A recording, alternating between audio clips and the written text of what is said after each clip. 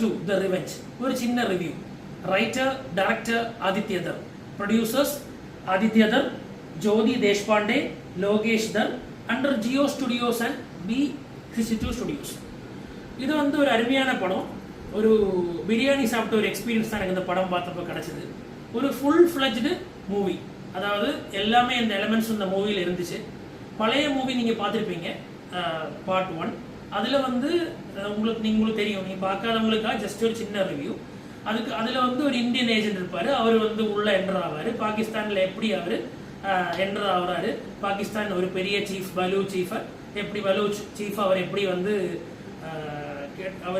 கொண்டு வெளியில வாராருன்றது அந்த படத்துல உங்களுக்கு பார்க்கலாம்.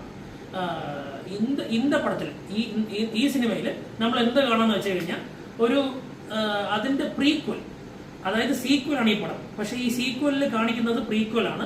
ഇതിന്റെ പഴയ മുമ്പ് എങ്ങനെയായിരുന്നു ഈ പുള്ളി, ഈ പേഴ്സൺ രൺവീർ സിംഗ് എങ്ങനെയാണ് ഇങ്ങനെ ആയത്, why he became like this, for what reason he became like this എന്നുള്ള റീസൺസും അതിനുള്ള എല്ലാ ലോജിക്സും കാര്യങ്ങളും ഇതിനകത്ത് പറയും. വളരെ ബ്യൂട്ടിഫുൾ ആയിട്ടാണ് ഈ പടം സ്റ്റാർട്ട് ചെയ്ത് ഒരു ആക്ഷൻ സീൻസും കാര്യങ്ങളൊക്കെ പറയുന്നുണ്ട്. ഞാനിത് സ്പോയിലർ ഇല്ലാതെ പറയാൻ വേണ്ടിയിട്ടാണ് ഷോർട്ടായിട്ട് പറയുന്നത്. ഇതിന്റെ മിഡിൽ സീക്വൻസ് ഞാൻ പറയാണ്. മിഡിൽ സീക്വൻസ് വളരെ ബ്യൂട്ടിഫുൾ ആയിട്ട് എടുത്തിട്ടുണ്ട്. ട്വിസ്റ്റും ടേൺസും എല്ലാം ഉണ്ട് ഈ പടത്തിൽ. ലാസ്റ്റിൽ ഈ അകത്തുള്ള ആൾക്കാർ തന്നെ എങ്ങനെ ഇത് ചെയ്യുന്നു, നമ്മുടെ ആൾക്കാരെ എങ്ങനെ രക്ഷിച്ചു എന്നൊക്കെയാണ് ഈ പടത്തിനകത്ത് കാണിക്കുന്നത്.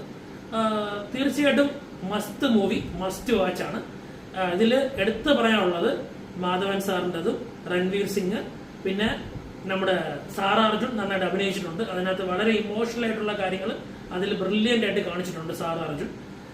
ഇതല്ലാതെ നമ്മുടെ അർജുൻ റംബാൽ എടുത്തു പറയാനുള്ള സീനാണ്. അർജുൻ റംബാൽ പുള്ളി വൃത്തിയായിട്ട് തന്നെ ആക്ഷൻ സീക്വൻസും ശരി, കാര്യങ്ങളും ശരി, അവസാനം വരെ കൊണ്ടുപോയിട്ടുണ്ട് പടം. ഈ പടം എന്തായാലും നിങ്ങൾ കാണണം. നാളെ ഞാൻ ഈ പ്രിവ്യൂ ഷോ ആണ് ഞാൻ ഇപ്പോൾ കണ്ടത്. അതുകൊണ്ടാണ് ഞാൻ ഇപ്പൊ തന്നെ വന്നിട്ട് ഞാൻ വന്ന് എത്തിയതേ ഉള്ളൂ. അതായത് ഞാനൊരു 10:30 മണിക്കായിരുന്നു ഷോ. 10 തൊട്ട് 2:30 വരെ, നിയർലി 4 hours ആണ് പടം. പക്ഷെ ഇടയിലൊന്നും ബോറടിക്കത്തില്ല. നിങ്ങൾ ഫുള്ളായിട്ട് ഇരുത്തുന്ന രീതിയിൽ തന്നെയാണ് പടം ചെയ്തേക്കുന്നത്. ഇതിനകത്ത് എനിക്ക് മിസ്സായെന്ന് തോന്നിയ, നെഗറ്റീവ് ഞാൻ പറയില്ല, മിസ്സായെന്ന് തോന്നിയ 2 കാര്യങ്ങളാണ്. ഒന്ന്, പാട്ട്, തൂ അഗർ മേരി, ആ സംഭവങ്ങളൊന്നും ഇതിനകത്തില്ല. ഫുള്ള് അടിയും കുത്തും വെട്ടും തന്നെയാണ്. പക്ഷെ അത് എന്തായാലും നിങ്ങൾക്ക് ഇഷ്ടപ്പെടും. കാരണം നമുക്ക് ഇതിൽ പറയുന്നുണ്ട്, നമുക്ക് വേണ്ടത് ത്യാഗ്, സാക്രിഫൈസ് ആണ് ഈ പടത്തിന് കംപ്ലീറ്റ് പറയുന്നത്. സാക്രിഫൈസും നമ്മുടെ ഇന്ത്യക്ക് വേണ്ടി ഫൈറ്റ് ചെയ്യുന്ന ഒരു പാട്രിയോട്ടിസം നല്ല രീതിക്ക് തന്നെ കിട്ടുന്നുണ്ട് ഈ പടത്തിനകത്ത്.